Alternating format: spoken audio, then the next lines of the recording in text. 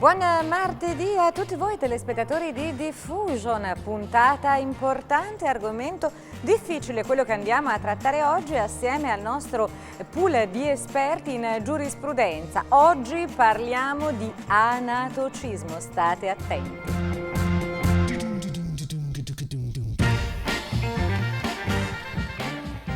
Salve a tutti e benvenuti a una nuova puntata di Lex. Oggi affrontiamo un argomento molto particolare, ne sorrido perché effettivamente nonostante il drammatico momento di crisi c'è forse un modo per recuperare qualche soldino dalle banche ed infatti oggi affrontiamo l'argomento degli interessi composti, ovvero anatocismo, questo termine particolare che però i nostri avvocati sapranno come appunto definire, cioè nel migliore dei modi. Diamo il benvenuto all'avvocato Marco Minoccari, operante in Imola, e all'avvocato Pier Francesco Foschi, operante in Forlì, avvocato civilista in Forlì. Buonasera a tutti. Buonasera a voi, Buonasera. Grazie per essere qua. Allora, che cosa intendiamo per anatocismo e soprattutto che rapporto possiamo avere appunto con questi interessi nei confronti delle banche, come al limite farci dare qualcosina? Allora, Paola, l'argomento può sembrare particolarmente spinoso, ma in realtà è abbastanza semplice. Sostanzialmente l'anatocismo è un concetto che designa l'applicazione di interessi su interessi. Allora, praticamente era una prassi bancaria abbastanza sviluppata e diffusamente sviluppata, che prevedeva sostanzialmente che ogni tre mesi sostanzialmente, a fronte di un capitale di debito del cliente nei confronti della banca si applicassero determinati tassi di interesse. Ora, solitamente questi tassi di interesse si applicavano a fine anno, questo è il calcolo semplice degli interessi. Il calcolo composto invece comportava che periodicamente, che poteva essere trimestralmente, semestralmente o quello che sia, la banca cosa faceva? Calcolava non più sull'importo del debito originario, ma sull'importo del debito originario più gli interessi maturati fino a quella scadenza, i nuovi interessi. Così gli interessi venivano calcolati addirittura non solo sul capitale residuo, ma anche sugli interessi già maturati. Perfetto, per esempio io chiedo alla banca 1.000 euro, 10% di interessi, facciamo un All'anno? esempio, all'anno, quindi 1.100, gli interessi non vengono più calcolati sulle 1.000 iniziali ma sui 1.100. Sì. Questo in spiccioli. Cioè, se alla prima scadenza gli interessi maturati erano 1.050, sì? gli interessi a fine dell'anno, cioè per il semestre successivo, erano calcolati non più su 1.000, ma su 1.050. Quindi, se anche per somme piccole, però ragioniamo comunque di importi maggiori. Certo. Quindi non pagavi 1.100, ma magari pagavi 1.110. Benissimo. E quei 10 erano gli interessi sugli interessi. E poi estendiamolo nel tempo. Cioè, il problema diventa proprio questo. Se l'interesse deve essere calcolato alla fine, l'esempio del 10%, adesso per fortuna non sono quegli importi, ma per semplicità di calcolo, dopo 10 anni voleva dire che una somma raddoppiava. E fin qui, no, normalmente fin qui andrebbe bene, cioè i 1.000 passati 10 anni, 10% ogni anno, dopo 10 anni sono 2.000. Ma facendo questo, se questo aggiungo ogni trimestre, quello che influisce è l'entità della somma dei depositi, certo, ma anche la durata. Certo, Parliamo in poche parole di vecchi mutui, vecchi fidi con le banche, dico vecchi poi spiegherò subito perché, che hanno comportato con l'andare del tempo un calcolo degli interessi sproporzionato. Il principio generale qual è? Per il nostro codice, per il codice civile c'è un divieto a questo tipo di interessi. Si chiamano anatocismo, lo diciamo in breve così semplifichiamo senza spaventare nessuno, deriva dal greco anatokos, ana di nuovo, tokos gli interessi, interessi di nuovo sugli interessi. Questo esatto. è semplicemente. Ma perché ne parliamo? Ne parliamo perché nell'arco degli ultimi periodo natalizio e quindi si perché pensa ai soldi. nell'arco degli ultimi 10 anni c'è stato un vero e proprio conflitto tra banche e magistratura e sentenze della Cassazione che ha portato a dei risultati, a qualche speranza per chi ha vecchi debiti con le banche o chi li ha chiusi. Questo è il meccanismo. Mi permetto, bisogna fare una premessa, spiegarlo per raccontare questa guerra che c'è stata. Sì. No, l'escursus storico è importantissimo farlo perché dagli anni 40, da quando c'è il codice, c'è un divieto generale che dice che interessi sugli interessi non si calcolano se non ci sono usi che lo consentono. Cosa sono questi usi? Esatto. Gli usi bancari. Dopo infinite ricerche, perché parliamo di legislazione del 42, Negli anni 90 se ne è accorta la Cassazione su proposta di alcuni ricorsi, che questi usi non si sapeva dove fossero. La dico, questa ha linee molto generali. Sì, perché gli usi comunque costituiscono una fonte normativa di rango inferiore, cioè siamo nell'ultima fonte normativa, quella più in basso di tutti, però devono essere anche conservati in raccolte. Gli usi della Camera di Commercio, per esempio... Cosa intendiamo per usi? Allora, l'uso qua si parla, infatti, gli usi sono delle leggi, delle microleggi. Allora, la legge è scritta, la emette il Parlamento, la vediamo, è stampata sui codici. L'uso è, in una determinata città, i commercianti di quel prodotto, il vecchio mercato dei buoi, prevede che per fare la vendita basti una stretta di mano. Questo è un uso. Okay. Non è scritto nella legge italiana, ma nella Camera di Commercio di Imola o di Bologna si dice che con una stretta di mano il contratto è siglato. Per esempio gli importi dei mediatori immobiliari sono... In che percentuale vengono valutati? È una percentuale che è scritta negli usi della Camera di Commercio, perché non è prevista nel Codice Civile. Quindi sono usi. Valgono. Quindi sono ovviamente privati e in relazione a ad accordi tra privati, sì, certo. Però questi usi devono essere condivisi. Il problema che è stato scoperto negli fine anni 90 è che erano condivisi solo dalle banche. Cioè, perché ci sia un uso vuol dire che io e l'avvocato Minoccheri decidiamo che d'ora in poi facciamo così, quasi come un contratto, per abitudine. La banca invece li imponeva al correntista, nessuno diceva oh che bello, pago gli interessi sugli interessi. A quel punto la Cassazione è intervenuta proprio in base a questo principio e ha detto no, questi usi non sono, quindi non sono dovuti e fin qui d'ora in poi non saranno più dovuti. È stata modificata la legislazione e col nuovo testo unico bancario sono stati determinati e regolamentati. Ma che ne è del prima? Perché temporalmente questa guerra è nel 99. C'è chi ha vecchi mutui, vecchi rapporti con le banche, perché pensiamo a un'impresa che può essere sorta negli anni 80 o altro. A un certo punto siamo arrivati nel 2004 alle prime richieste di restituzione, perché chi aveva chiuso il conto dice benissimo, ormai le cose sono finite, ma io nell'arco degli ultimi 20 anni, rapporti che sono ancora in essere tutt'oggi, ti ho dato più di quanto ti dovevo dare, me lo restituisci e qui il conflitto. Si è aperto, il conflitto è, benissimo, la banca ha risposto, veniamo per gli ascoltatori a dirlo in due parole, la banca ha cominciato a dire no ma ormai è prescritto, cioè si prescrive in 10 anni, sono passati più di... Ricordiamo la prescrizione è 10 anni ordinaria. Quindi guarda che tu gli interessi che ti abbiamo imposto sono dell'anno 95, nel 99, nel 2000, non ce li puoi più chiedere.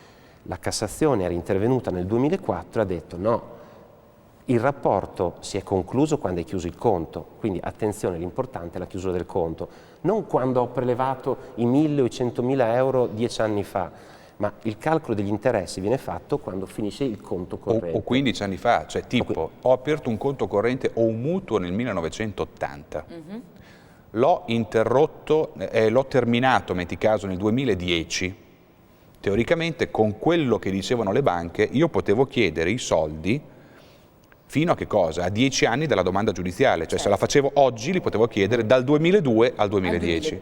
E 12. Sì, 12, ma l'ho chiuso nel 2010 nel nostro esempio, ok. Quindi per quegli 8 anni. La pronuncia invece eclatante della Corte di Cassazione l'analisi che dice è proprio è questa, diversa, perché dice non è che arrivo fino al 2002. Perché questo è un rapporto di conto corrente, cioè non mi interessa l'operazione che hai fatto 8 anni fa, 20 anni fa, gli interessi in ogni rapporto si calcolano alla fine e quindi la fine è la conclusione del conto. E quindi questa è una grande conquista. Non è finita, la battaglia è finita, è intervenuto... Però già da questo si poteva richiedere l'esercimento degli interessi dall'inizio del rapporto. Infatti. Perfetto. Poi è intervenuta una modifica legislativa perché qui ci sono forti interessi, lobby, anche legittime di pressioni da una parte e dall'altra. Lobby bancarie? Lobby bancarie che sono arrivate a ottenere una modifica con decreti ministeriali del 2007-2008 che dice questo però non vale per il passato, sì avete ragione, ha ragione la Cassazione a dire questo e quindi chiudendo di nuovo la porta. A chiudere, a mettere la parola fine a questa diatriba, la Corte Costituzionale nel 2010 è intervenuta dicendo è illegittima la norma che vieta la retroattività, cioè che impediva la prescrizione e quindi dal 2010-2011 si è riaperta la porta perché ancora dei rapporti conclusi, il discrimine è che si siano conclusi entro gli ultimi 10 anni. Entro 10 anni. 10 anni. Benissimo. E questi possono essere chiesti alle banche.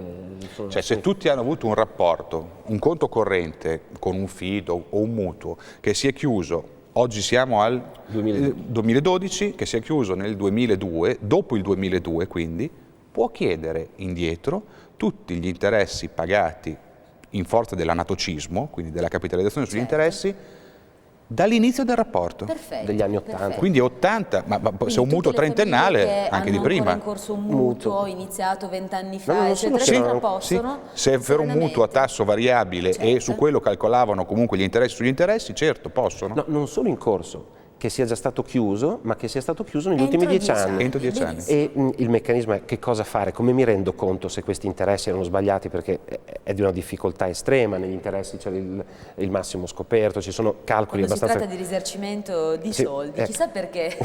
No, Sono però abbastanza è complicato. complicato proprio quello anche... non è un risarcimento, è proprio una restituzione di qualcosa che ti ho dato in più. Legittimo, certo. E quindi il meccanismo, il suggerimento, il consiglio che si può dare è necessario rivolgersi anche a un commercialista, a un esperto, a un contabile che mi calcoli esattamente questi interessi. Tante sono le variabili ed è bene che fatta questa valutazione, che non ha un costo molto elevato, perché è una ci cosa sono che dei forse programmi- ci sono dei programmi informatici che riescono a farlo, e con questo risultato io so se la banca nel mio rapporto ultradecennale che risale agli anni 80 o agli anni 90 ha correttamente applicato degli interessi oppure ha ecceduto.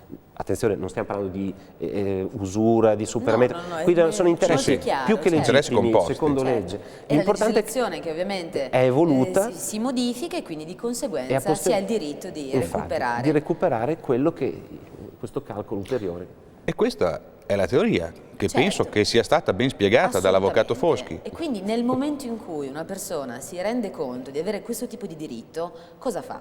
Brava, e qui entra infatti in ballo l'aspetto pratico. Certo. Cioè una volta che tu hai teoricamente il diritto di poter chiedere indietro i soldi che hai pagato in più alla banca, devi comunque alla fine fare una domanda giudiziale, Benissimo. che però deve essere corredata, come dicevamo prima, da un adeguato supporto, cioè che è quello comunque contabile, per dire quanto in più ho pagato, che può essere facile ma non è così No, semplice. non è così semplice Ma perché- poi c'è un'altra cosa, cioè questo calcolo su che cosa lo fai? Ce la devi fare sulla documentazione quantomeno che tu hai conservato, perché le banche, se vai a chiedere a qualunque impresa documentazione a ritroso, cioè ha l'obbligo la banca, come qualunque altra impresa, di tenere documentazione e corrispondenza per non oltre 10 anni. Quindi se tu vai a chiedere Ecco. cosa che è tuo diritto chiedere, poi ti faranno pagare comunque sonoramente, ecco, anche queste copie qui, però comunque tu avrai tutte le copie fino a 10 anni, quindi se non hai conservato materiali di estratti di conto, conteggi e quant'altro, Molto fai un po' difficoltoso, fatica certo, anche comunque a recuperare. riuscire a fare una ricostruzione di quello che puoi chiedere indietro, perché non sai neanche quello che hai dato. Certo, pressoché- anche perché essendo appunto una legge nuova, probabilmente questa minuzia non Sì, tutti adesso l'hanno avuta. ti correggo, non è una legge, ma va benissimo. Sì. È un'evoluzione, no, ma non ti Sono una preoccupare, profana. ma è il nostro compito. È un'evoluzione della giurisprudenza in base a una vecchia legge che già c'era, ma il meccanismo e l'utilità di dare questi documenti è assolutamente necessaria, perché quando dicevo prima ci si rivolge a un contabile. Ecco, in un giudizio, quel giudizio che facciamo prima da un commercialista o da altri, lo farà fare il tribunale a un suo perito. Ma se non ha gli strumenti, e mi rendo conto, imprese è facile che li abbiano, il privato o si è annotato o ha tenuto i vecchi estratti conto davvero risalenti, se no non ha davvero gli strumenti. Sì, È facile nei vecchi mutui, nei rapporti, Sì. c'erano dei piani, se uno li ha rispettati e non ha sforato, è facile ricostruire dal vecchio prospetto del piano Sì. di mutuo di rientro, ricostruire se erano corretti o meno. Se invece altre a me è circostanze, capitati, resti certo, davvero senza strumenti. diventa più Allora a quel punto è difficile. inutile, perché sarebbe iniziare un'azione senza prove di sostegno, c'è il rischio davvero di essere condannati anche a pagare anche le spese. Certo, perché poi ovviamente... Cioè rivolgersi alla banca per quelle dire che sono le gli interessi spese sono legali- sbagliati, perché, da dove? L'esempio è, Sì. io ho avuto 100, 20 anni fa bisogna vedere quando ho restituito o quando ho prelevato. Se non si sa la data, come facciamo a calcolare l'interesse? Certo, quindi bisogna anche avere criterio nell'intercorrere, nell'iniziare questo tipo di percorso, se no ahimè, in pace si fa finta di niente, o comunque si cerca di recuperare almeno quello che è potenzialmente appunto documentabile. Sì, ma questo è bello perché è proprio la differenza comunque tra diritto teorico e diritto in pratica. Cioè tu puoi avere tutti i diritti di questo mondo, ma quello che conta è quello che riesci a dimostrare. Che riesce a dimostrare davanti alla legge, assolutamente. Magari sarò un po' cinico, però è questo. È terribile. È così, nell'effettivo è assolutamente così. A questo proposito inizierei con un quesito che appunto un nostro telespettatore ha posto. Avvocato, avevo un'impresa e la mia azienda utilizzava spesso fidi di conto corrente. Ho saputo che la banca non poteva applicarmi interessi composti. Posso chiedere la restituzione della somma pagata in eccesso? Abbiamo, sostanzialmente abbiamo già risposto. Già estrapolato la domanda. È possibile richiederli, però con quei presupposti. Devo sapere innanzitutto la somma iniziale, quando sono stati fatti i versamenti, i movimenti, calcolare in base a quelli se questi interessi erano composti. A quel punto la mia domanda al giudice, e quindi rivolta all'istituto bancario, sarà: io ti ho dato tot interessi, quindi riesco a estrapolare la somma in eccesso nel calcolo che tu mi hai imposto a suo tempo. Quella posso chiederla e davvero, se ho quegli strumenti che dicevamo prima, annotazioni temporali, riesco a riottenere qualcosa. Meno male, quindi questi sono i buoni consigli. Chissà di tenere sempre prove, le bollette, tutte le utenze pagate, eccetera. Ci scoppiano i cassetti. Guarda, però prima di buttarle... Io sono un maniaco di conservare tutti gli scontrini, per esempio. Addirittura. Però sono arrivato a un punto che non conservo più niente perché diventa una mania e invece, ti riempi casa. Però guarda, sai qual è? Adesso è diventato obbligatorio. Adesso è bello, adesso però è bello Adesso... perché comunque mi piace. Però la cosa più intelligente da fare in questi casi, anche per evitare di trovarsi casa comunque piena di tutte queste cose, è scannerizzare tutto. Certo. Cioè adesso con i nuovi strumenti... Adesso con la tecnologia ci viene incontro, perché invece mi ricordo mia mamma che mi ha passato queste buone abitudini con scatole su scatole su scatole di carte scartoffie, scontrini, multe, utenze, eccetera. Quindi però è una buona abitudine perché poi effettivamente può assolutamente risultare utile darci una mano in situazioni gravose. Avviso importantissimo. Adesso è ancora più utile perché non è definita. Cambiamo completamente argomento, ma visto che parliamo di conservare le scartoffie, siamo in tema di redditometro. Il famoso redditometro non solo per le imprese o per i professionisti, ma per i privati. Ancora in fase di definizione, ma il progetto in corso, che comunque arriverà a un esito, è che noi un domani, volenti o nolenti, vista la situazione di crisi, dovremo rendere conto allo Stato, al fisco, di tutte le nostre spese anche private. Assolutamente. Quindi non solo le spese, non altro, ma anche i beni voluttuari, anche televisioni, viaggi. Cioè, fra un po' iscrizioni in palestra addirittura. Ecco, non è più una cautela per problemi come quello che dicevamo prima con un istituto di credito, diventa un obbligo. Un obbligo, quindi saremo obbligati a dimostrare quelle che sono le nostre abitudini. Immagazzineremo i dati e risponderemo quando ci verrà chiesto. Direi che quindi iniziamo a conservare le prove per abituarci poi un domani, perché appunto diventerà legge, quindi è assolutamente essenziale. Ma adesso soprattutto invitiamo chiunque abbia colto un input da questo argomento a, insomma, in qualche maniera vedere se si riesce a recuperare qualcosa nelle potenzialità dell'effettivo. Sì, anche per l'anatocismo comunque è ovvio che questo discorso qui è a vantaggio di coloro che hanno dovuto utilizzare prestiti verso banche. Certo. Non per privati, ecco, attenzione, perché il privato già non poteva, quell'articolo che leggevo prima, il 1283, lo vietava chiunque. Però sì, insomma, tutti quelli che invece erano ampiamente in attivo con grossi capitali in banche e non hanno mai chiesto prestiti, ovviamente di questa trasmissione se ne faranno un baffo, come si dice. Certo. Allora, noi ringraziamo e appunto invitiamo i nostri telespettatori a controllare se ci sono gli ingredienti giusti ad applicare appunto questo provvedimento. Mi dica, avvocato, non è una legge ma è un'evoluzione. La chiamo evoluzione, è una interpretazione giurisprudenziale che ci dice che quel divieto che valeva per i privati vale anche per le banche, perché non esistono gli usi che consentivano alle banche di applicare interessi sugli interessi. Perfetto, allora noi speriamo in qualche maniera di avervi dato una buona notizia per chi ha appunto la capacità di recuperare qualche soldino, e ringraziamo tantissimo la preziosissima consulenza dell'avvocato Pierfrancesco Foschi e del nostro avvocato Marco Minoccari, e Grazie. noi vi diamo appuntamento alla prossima e diamo la linea a Deborah. Alla Buonasera. prossima, ciao. Buonasera.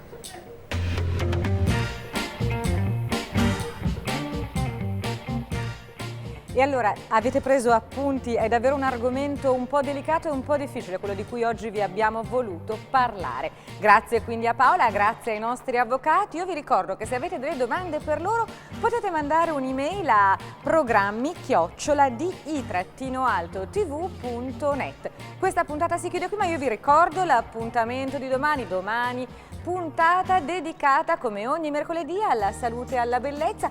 Domani pensate, parliamo anche della bellezza, della salute, della cura del corpo di voi maschietti che altrimenti rimanete sempre un po' tagliati fuori da questa puntata. Quindi salute, cura e bellezza del corpo per gli uomini e anche la cura e il trattamento per il viso delle donne. A domani, ciao!